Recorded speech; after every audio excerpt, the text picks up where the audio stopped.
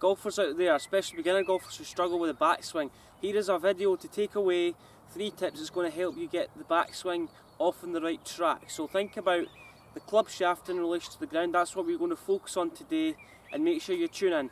Tip number 1 is probably one of the most important things to get your swing off on the right track. I see a couple of commonalities within amateur golfers, and this can be spread out all over a list of golfers. So the first fault I see is when people, so think about club shaft relative to my feet line. The first fault I see is when people take the club inside, club head goes inside, club goes out of the way, the butt end goes out of the way towards the target. That's going to encourage a path from the inside or in to out, or it could be out to in. It just depends how you take the club back. So another fault I see is when people take the club outside the target line, club head outside hands, take the club to the top, swing out to in. So what we want to do is we want the body and the shoulders, everything to move together. It's known as a one-piece takeaway. So what you do is you put the cane in line with your toes, and the idea is we're trying to set this club, everything moves together. The shoulders move together, the arms move together, the club moves together. We don't want to get the club head going inside or the club head going outside, so everything moves together. Think about the left shoulder moving over slightly, the hands moving with the left shoulder, then that's going to get the club more to the top, then come back down and hit golf ball. Tip number two, what we're going to talk about is how we get the club halfway position up to the top of the backswing. What we're going to do is we're going to highlight a fault, and then we're going to highlight a fix.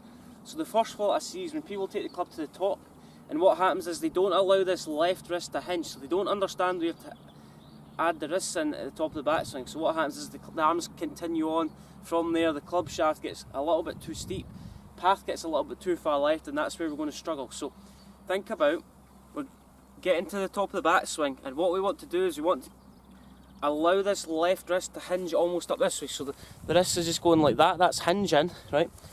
That's all the left wrist does. So it goes up to the top of the backswing, halfway back, left wrist hinges, so I feel like the thumb points more towards the sky, which gets the club shaft. See how I create a 90-degree angle between shaft and left forearm. We get to the top of the backswing, from there it's known as a straight left arm, and that's going to help us deliver a bit more power into impact.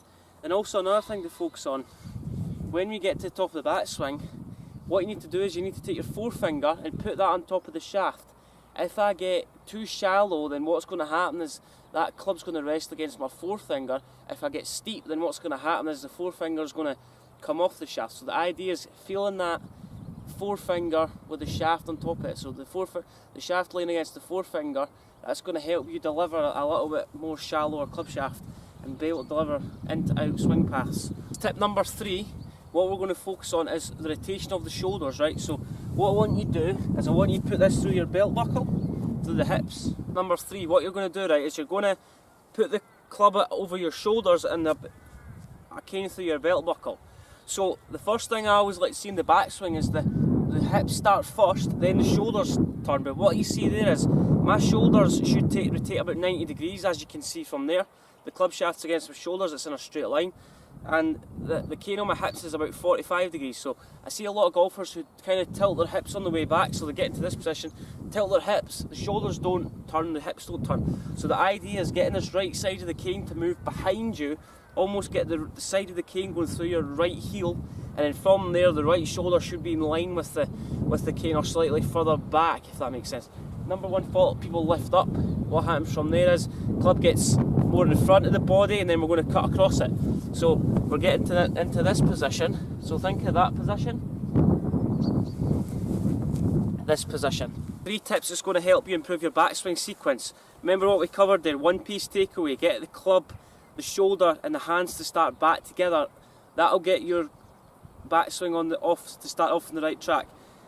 Tip number 2, when we get the club to about waist height on the way back, what's going to happen is this left wrist is going to hinge up the way. So think about the left thumb going more to the sky, which is going to create this lever system between left arm and club shaft, and then from there we're going to create a tremendous amount of power.